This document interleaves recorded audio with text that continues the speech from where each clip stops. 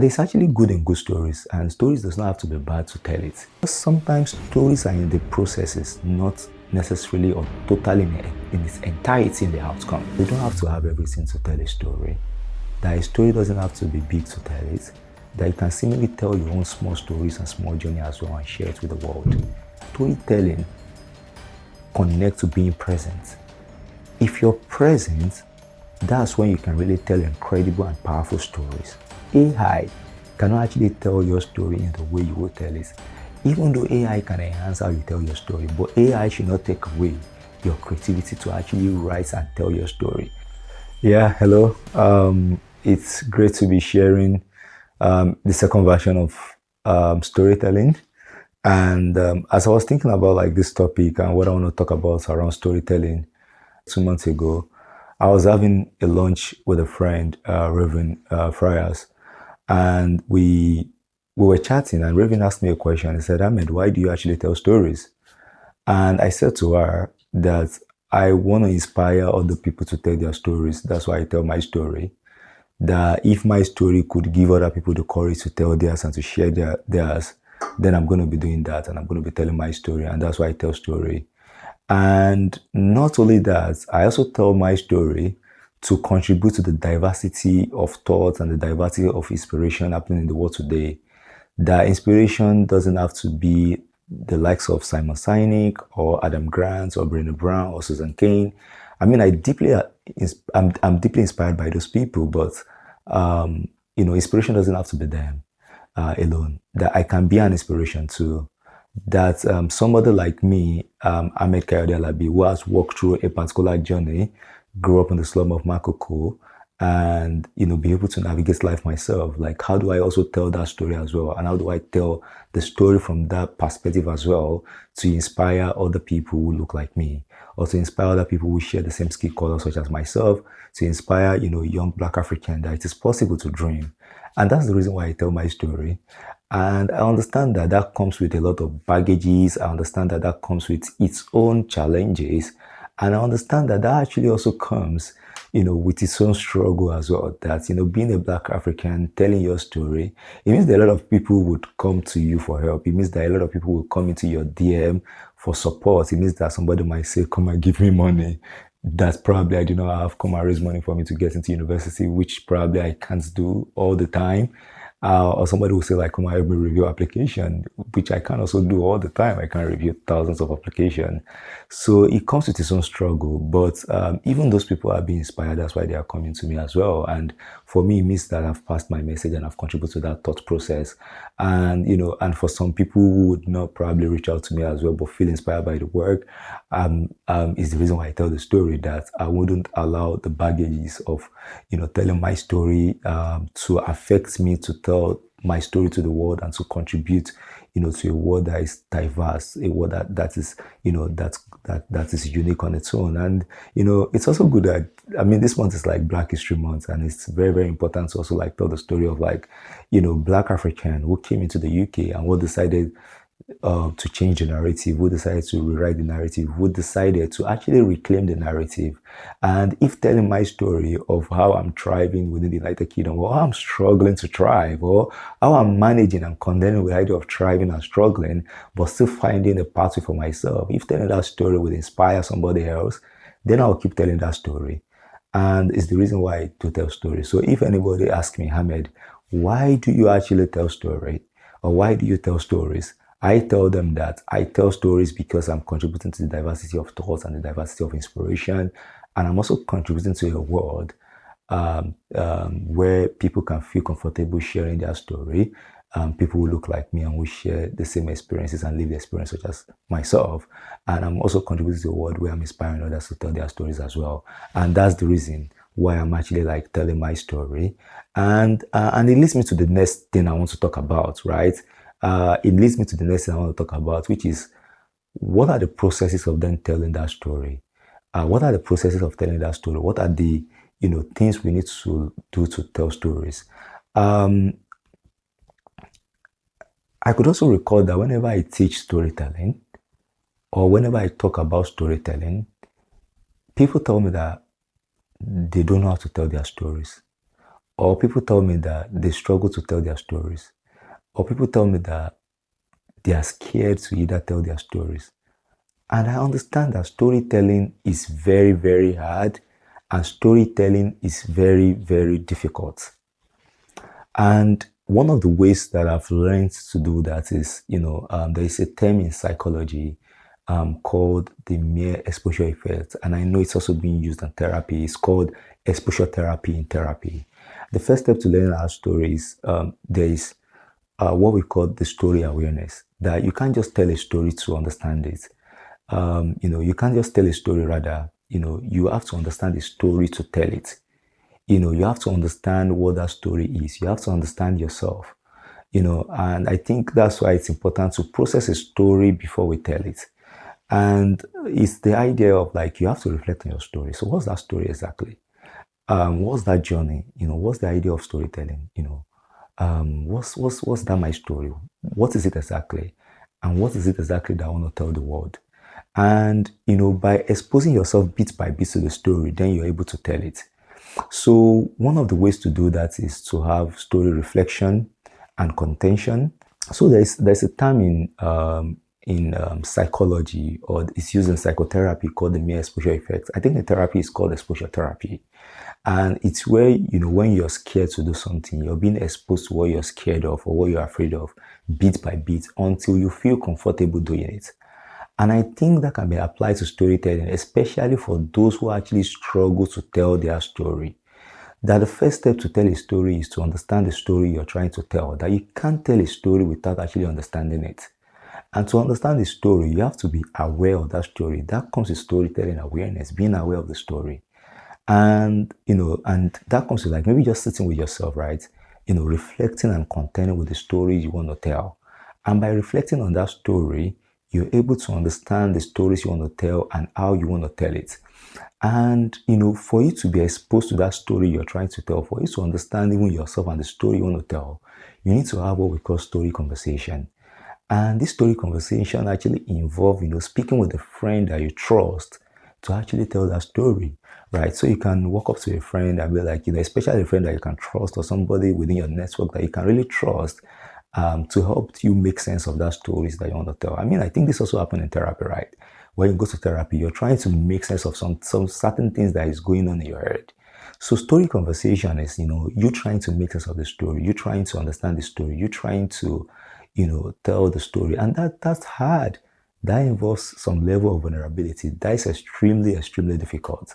When people come on social media and then tell a certain story, sometimes, it seems as if they're broadcasting. But there's a difference between vulnerability and broadcasting. The vulnerability is actually that one-to-one conversation you have with a friend and you're trying to understand the stories you're trying to tell. And as you're having that conversation, you're then making sense of the story. And then you're thinking, should I tell the stories or not? Or where do I start from? And for me, the goal of storytelling is to tell the story bit by bit until you feel comfortable to actually tell the actual story to the world. And we're able to now make sense of the story. We're able to now highlight which story to tell or which story not to tell. Then you can now tell the story. That is not all the stories that you tell on social media. There are some of my stories that people actually don't know, that people don't know about them, that I'm not ready yet to tell it. I'm still processing those stories as well. That I won't just come all out to share every single thing. It might seem so, maybe because I share on social media, but I don't tell everything, right?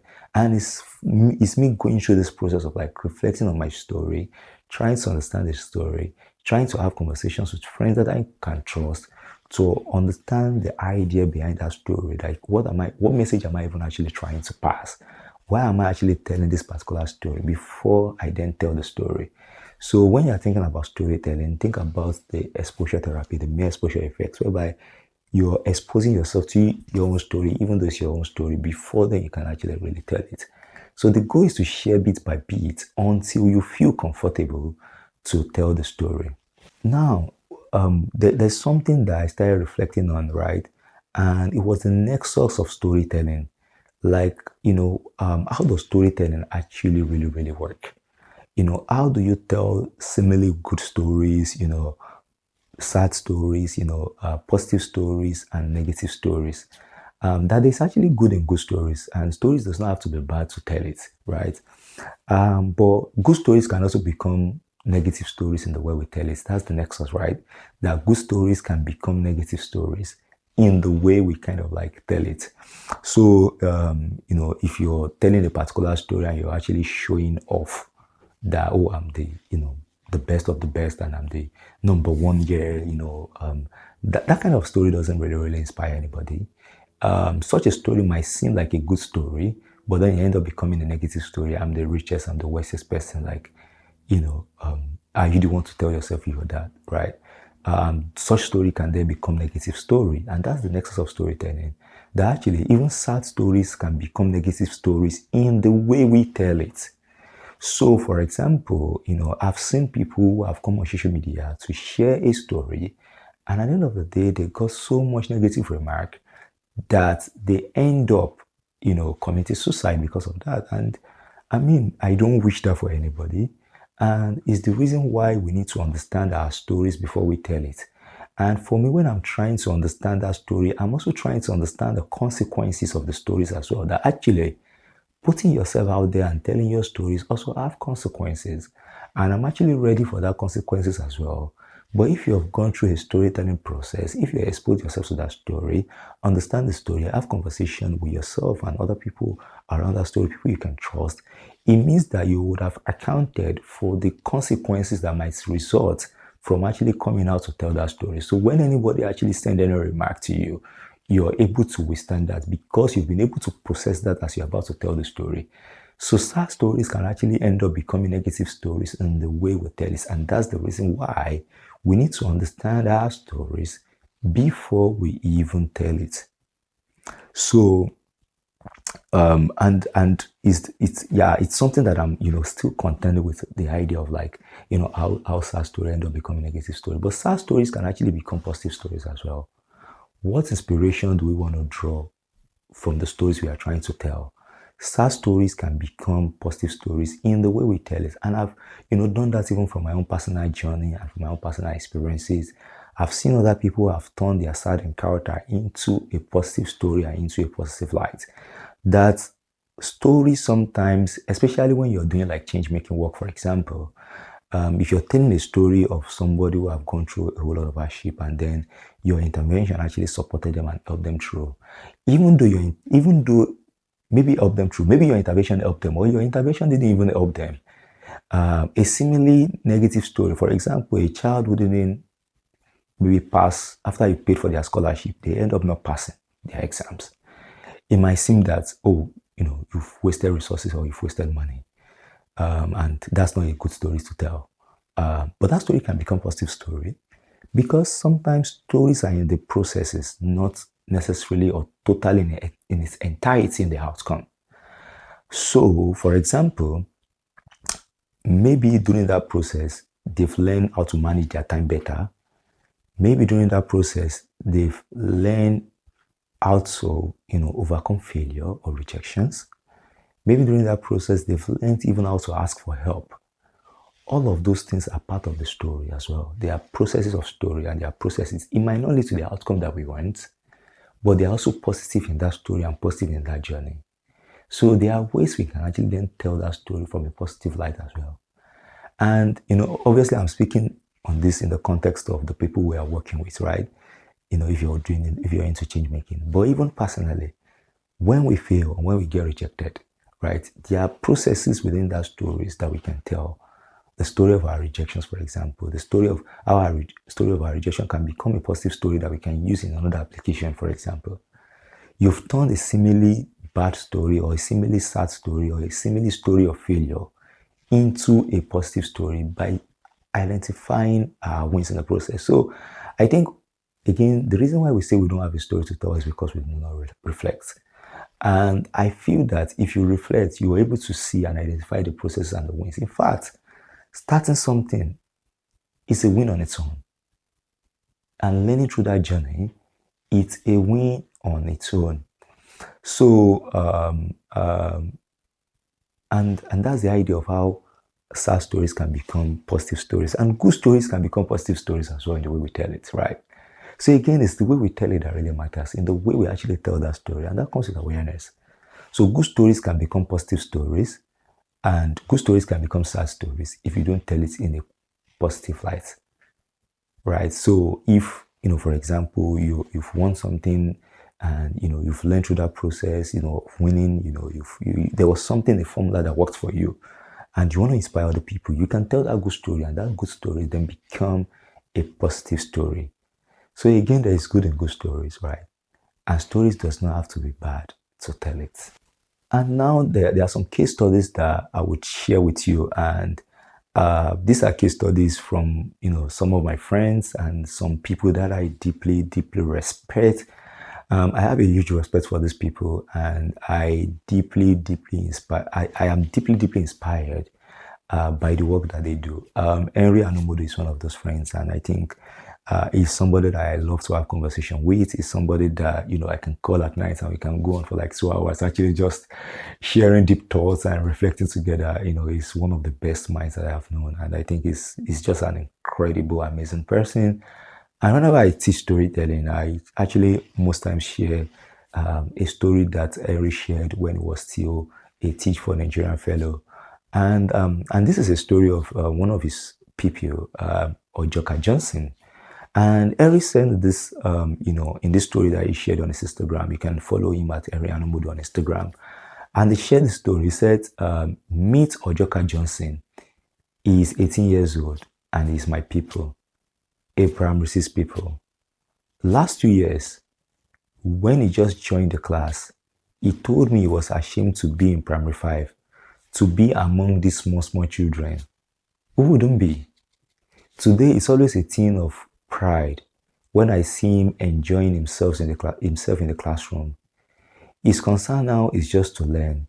He has forgotten the shame of being the oldest among children. That is growth. We have both grown together these past years. He has had his weaknesses, and I'm glad I've been there to show understanding and not judgment. He has had his proudest moments, and I'm glad I've been there to share it with him. The joy and pride he has in being part of the class is a result of every child and every teacher sharing life together. And that yes to the greatness that awaits my friend Ojoka Johnson. And if you look at that story, it's Eric talking about a shared story. That there's actually power in shared story. There's a power in like when we work with people, how do we listen to them and understand their story and understand their journey? And Eric wasn't just a teacher. He was somebody who is present for his students in his classroom. And I think, again, that's why storytelling connects to being present. If you're present, that's when you can really tell incredible and powerful stories. And powerful story, rather. And that's what Eric has done in his classroom. And I like to share this story because it shows that you don't have to have everything to tell a story. You don't have to be the extremely most successful person in the world, or you're doing a godlike esoteric feeling, a godlike esoteric thing to be able to tell stories. That you can actually tell the stories in your classroom. You can tell the story of your classroom. And one of the things that Eric did in this particular, story that I'm sharing is that if you're reading this, please drop a word of encouragement for Ojoka. I'll be sharing your comments with them.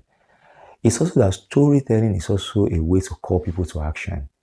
A way to call people to a cause that is bigger than yourself.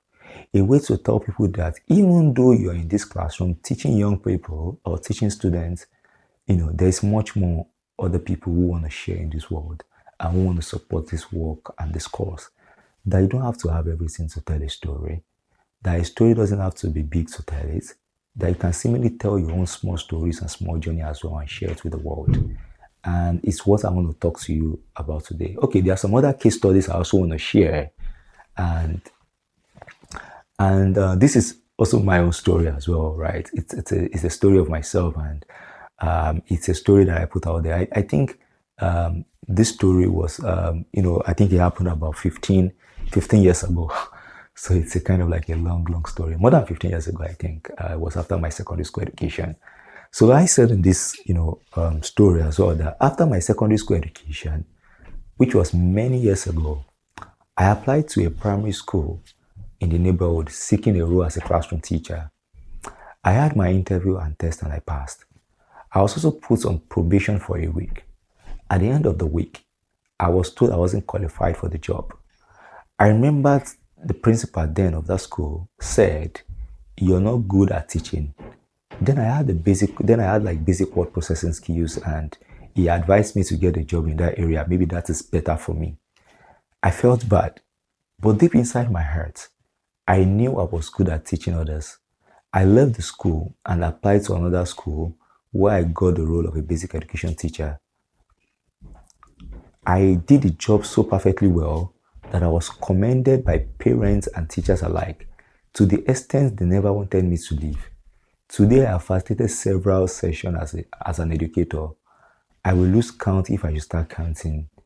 And one of the lessons from this story is that someone's opinion of you doesn't have to be the reality. And I could recall the word of Mrs. Tobilo Bajayi also during that moment, that she said something that it's not what people call you that matters, but what you decide to respond to. People might call you inadequate, and you may decide to be inadequate. The rejections you get today are preparing you for the greater good. You decide what you want to be called, not people. And that's a powerful story that I shared, right? And you can see the way I shared a story of a similar rejection, and how I brought the light from that story, and how that story kind of like inspired me to become a better teacher and to become, the better version of myself.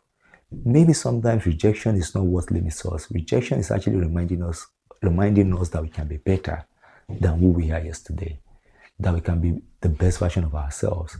That it's not what people call us that matter, but it is what we decide to respond to, in the words of Mr. Bilo Bajayi. So when you think about storytelling, you can think about, a style of story like this one to actually then tell your story. Another thing that I want to talk about briefly is actually like when you find yourself in a new environment, for example, or in a new country, sometimes it's difficult, and you're like, I want to stop sharing my story because I'm still trying to navigate a new environment. But one of the things that I've learned is that storytelling requires perspective. The perspective actually matters when you think about, the stories that you want to tell. And I think I got this from a conversation I was having with somebody, I think yesterday, that storytelling actually revolves around the perspective and the perception of how you want to tell it. I could recall I got a bursary award, to attend the Oxford conference in the UK. I think last year, and I presented the paper in Oxford. And I could recall in my application, I applied for it, and I could recall in my application, I actually told, a particular story, one of the things that I said in that story was how, I studied during COVID, and how it was difficult during COVID to actually access opportunities or to present in a particular conference. That despite the fact that I've worked in education in South communities, I've worked in education in rural communities, that I even did the research, to find ways for refugees to access higher education during my, my master's program. But then I wanted to present the ideas that I have, my practices, and I never had the opportunity to actually do that because, it was COVID and I was affected. And being a new country, being a young Black African or a young, Black Muslim African, also like reflecting on your identity to actually tell the story as well, that your identity is also part of your story. As of then working in a mid-sized charity here in the UK, there wasn't the resources, there were limited resources that could support my participation in that conference. So I was able to tap into all of those things, right, to then tell my story, to get the bursary. And I actually got the bursary award to present my paper at that conference in Oxford. And that becomes part of my achievements in a new environment, right? So when you're thinking about a new environment, perspective also matters. That, again, reflection. Like reflection is part of our story. Reflecting on that story, reflecting on your journey, right?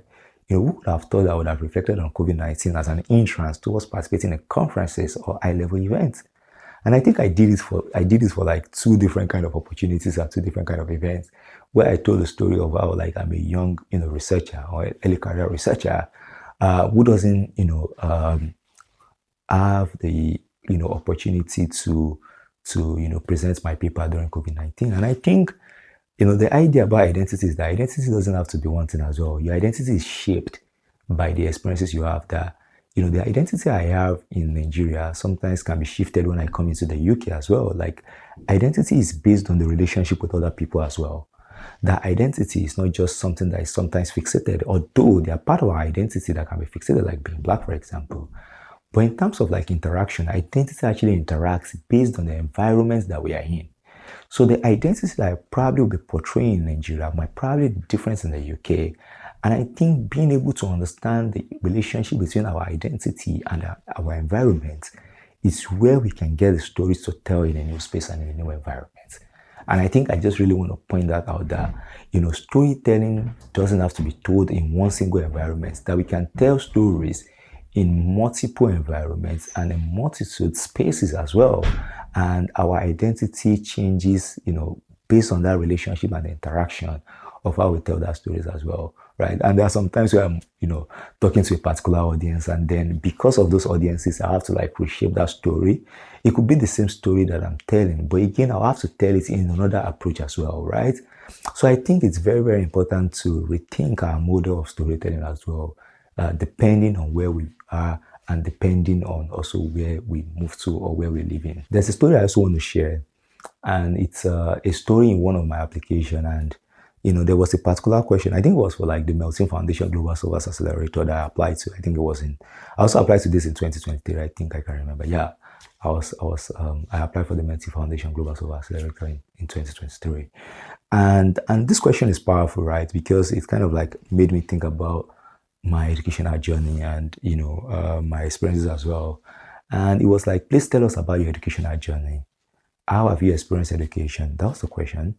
How has your education shaped you? What are reflections on your education and the application of your learnings to date that you want to share? Education is about learning, and learning happens through repetition and reflection. We are curious to hear some of the insights and reflections about your education, how you learn best, what you have learned, what you haven't learned, what you may want to explore further, and how you are applying what you have learned is what we're after. And there is no right or wrong answer. And this is like in 200 words. And I was thinking, what story do I want to tell here? And I thought of like, actually, my dad can be the center of this story. My dad can be the hero of this story. That I could actually tell the story of my dad as an entry point towards telling my story. That it doesn't have to be also your story for you to tell it. That you can think about like the story of your parents. You can think about the story of your loved ones. You can think about the story of your friend, and how that can be an entry point into telling a story. And that's why you have to understand a story for you to also tell it. And I told the story of my dad to answer this particular question. I mean, I got into the accelerator, and I'm now a senior fellow. And this is my response. My dad was raised in a polygamous family, and that affected his education. He could not go past secondary school. This made him prioritize education. And when I was out of school, he fundraised to get me back into education. This inspired me to complete my secondary education, get into the university, compete with privileged students, win university scholarships, and emerge the best graduate students. Education became my lifeline and showed me the world of possibilities. I became the best student not because I was the most intelligent, but because I teach others what I have learned. To teach is to learn twice. Therefore, I used to organize tutorials for my university classmates, especially the less precocious ones, and that aided my retention and understanding. Since then, I share knowledge through my blog, social media, or writing a book, and that has created opportunities for me, such as speaking at the UNESCO headquarters in Paris. Education changed my circumstances, and it's a leveler. While I love to teach, I contend with knowledge, when knowledge is right or wrong, what should be accepted or not, what is the truth or not. I think this is what I struggle with and would love to explore. And this is a perfect story in my application. And some of my application actually looks like this, right? It's me actually like contending with the stories that I want to tell, and and reflecting. And sometimes my reflections actually make it to my application. That's why storytelling is reflection. Storytelling is reflection. It's the constant understanding of the world around you. It's the constant understanding of self and your world as well. Sometimes that's storytelling. That constant contention, that constant understanding of the world around you, and that constant contention of your own story is the way you can actually tell stories as well. And I just want to put this out there as a way to like think through your storytelling. That storytelling is also creativity. And you should be creative in telling that story, that sometimes AI cannot actually tell your story in the way you would tell it. Even though AI can enhance how you tell your story, but AI should not take away your creativity to actually write and tell your story. So for example, I mean, I could have written this story and I could have maybe put it on AI and give AI the prompt that, can you correct maybe the grammar in this story, the syntax, fix the punctuation, without changing my words, without changing my line of thoughts, without changing my modulation and voice, and maintaining, the way I tell my story, and without changing any words. You can actually prompt AI to then, maybe generative AI or ChatGPT to then, write this in the way that, the grammar is okay, the syntax is okay, but, it shouldn't take away your creativity of actually telling your own story as well. And I think I want to put this out there because it's important in the AI world. I love AI because honestly, one of the things I've learned is that I love AI and it loves me back because it's what you give AI that it gives you back, right? And that's why it is very, very important that, people need to start learning how to prompt. How do you prompt AI to be able to do this for you quickly, right? How do you prompt AI to enhance your productivity and to enhance your work, to enhance the time you'll probably be spending editing a particular essay, and then, you reduce that time to actually do some other things as well. And, so I'm still a lover of AI or generative AI. But I just want to tell you that it shouldn't take away your juice. It shouldn't take away your creativity. And I think the more you kind of like think about prompting AI as well, the more you kind of like start using it for prompting and you're loving it, it loves you back. And then your knowledge continues to expand. I can say this for myself because since I started like using AI or generative AI, like my brain has expanded and exploded in multiple ways. And I can see that it's, enhancing my creativity. It's enhancing the way, I kind of like utilizes it. So, again, I just want to quickly point this out because I think it's important for us to know, especially in the 21st century where you could easily read something that is generated by AI and then you know that that's AI generated, and it shouldn't take away our creativity. So I just want to quickly point that out as well before I go into the next thing I want to talk about. Henry actually shares the principles of storytelling, like some key principles of storytelling, and I think it's something that I've also been using in my work and in the stories that I, whenever I talk about storytelling or whenever I teach about storytelling. He said that a story must have a good beginning.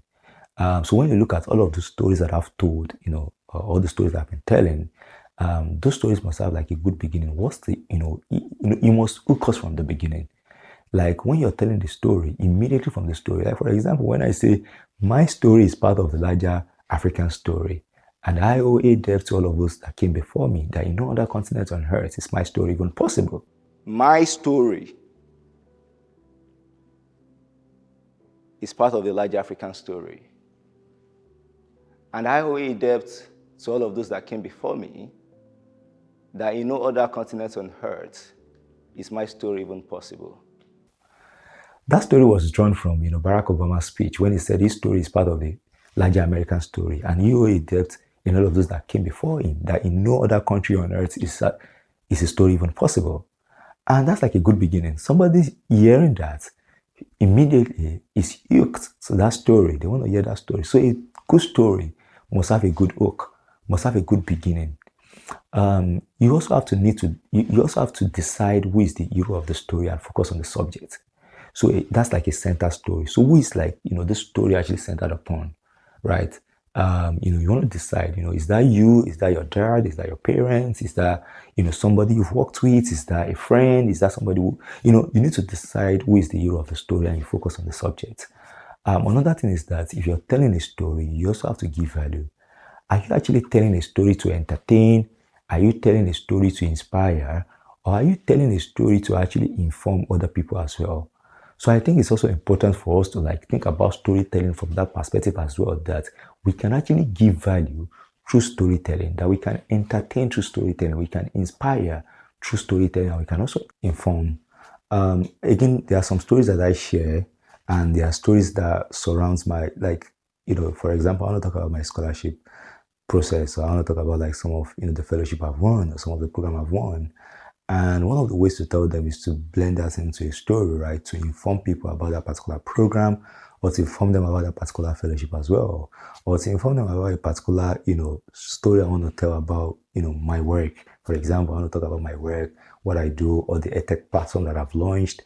How do I tell that in a storytelling way, right? In a way that it does inspire.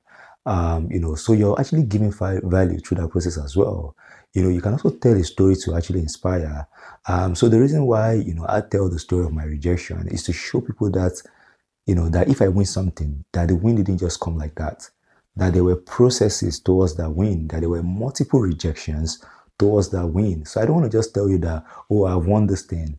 And I understand that, not many people want to do this. But for me, I believe that, as people who are like, maybe leaders in our field, I mean, I'm still a leader that is growing, that I have a responsibility to actually share that story with people. That if I tell the stories of my rejection, people who are in that same shoe, they can understand and feel and connect to that story. That I didn't just get this opportunity like that. I mean, there's also nothing wrong sharing those opportunities that, oh, I've won this thing. There's nothing wrong in that. But I think I've taken it as a responsibility to actually share that story of process. That sometimes storytelling is in the process, like I've said, and that story, I want to share that journey, that process is to inspire other person. It could mean that I've been rejected or not. It could mean I've had a good interview or not, right? Even if I had a good interview and I wasn't rejected, but I get that opportunity, I just want to share that processes with people. I want to share that processes that led to that opportunity because I want to inspire people, right? And by inspiring people, I'm actually giving value. And that's what Henry meant when he said that, if you want to tell a story, you also have to give value through that story. And a story also have to have a clear message, right? It has to have a clear message. Simple stories are very much effective. I love to tell simple stories. I think I was talking to, my boss recently, and then we spoke about like actually simplicity is an hallmark of genius. Like, simplicity is the hallmark of geniuses, that genius are known for their simplicity, how they tend to like simplify and try to understand the world. And for me, like, I contend so much, like I said, and that's, it's one of my strengths. It's also one of my weaknesses because my mind runs almost every time thinking and reflecting as well. But one of the things that has done to me is that it has shaped my story, and the way that I tell is that I'm able to tell simple stories as well. So simple stories are more effective. Remove everything that doesn't add to the narrative. You don't have to really tell all the story, right? I know some people want to tell their story and they want to tell like all their life journey, for example, in an application. You don't really have to do that. You just have to focus on the most important message, the core message, and tell the story that connects, to what you're doing or to what you're applying to. And that's why storytelling is also understanding, right? It's the understanding of the word, the understanding of an application you're applying to. That understanding actually helps you to tell a really good story. A good story also engage, right? You want to engage through stories. You want people to read and feel that they're having a conversation with you. And it's the reason why you want to tell a story that is engaging, that, you're just like telling stories for telling sake. You want it to be like engaged. You want to engage people in the way. And that's why maybe sometimes you can have a call to action at the end of a story. And another thing is to be consistent in telling your story. That storytelling actually requires consistency.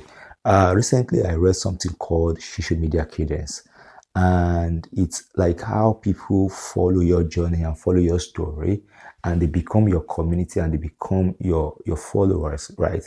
And they become the followers and lovers of your story and your journey because you've been able to build cadence across time. So again, like I said, storytelling is told across time as well. So when you're consistent, when you're doing is that you're building a cadence that people can actually build up upon the stories you've shared today. And by this is for social media, for example. If you share today, people can actually follow the story you're sharing tomorrow. So again, there's a difference between sharing a message that is not connected, because you can be sharing every single day, but you're not sharing something that people can connect to, right? It might mean that you're consistent, but your consistency is not actually leading to any particular value, right? So you have to be consistent, in telling your story, but that consistency also have to mean that what you're sharing also connects to the next thing you're sharing, and what you're sharing also gives value as well as you're sharing as well. So when you think about storytelling, you also need to think about consistency, right?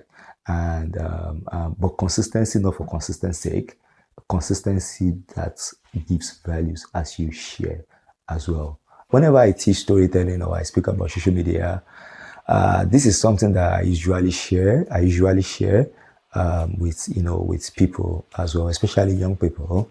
And there is no one who can tell your story better than you are. If you do not blow your trumpet, who will? And the truth is, there is a sponsor waiting for you to share. Your failure to share means they will not have access to your work when opportunity arises. And when opportunity arises, they have limited information to share about you. And that is how you lose some opportunities. Your sponsor is waiting for you to share. So go on, share, and tell your story. Thank you very much, and thank you for listening. God bless you.